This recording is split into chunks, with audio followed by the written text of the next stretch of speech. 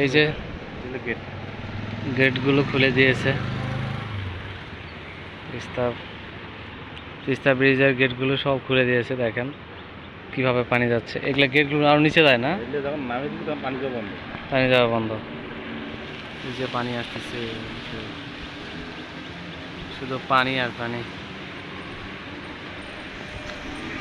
এই যে গেটগুলোর নিয়ন্ত্রণের জন্য যে হুইলগুলো এখানে আছে দেখতে পাচ্ছেন, 52টা গেট নাকি। এই যে পানি, শুধু পানি আর পানি, অনেক স্রোত পানির। ওইদিকে গেটগুলো মানে খোলা নাই, এই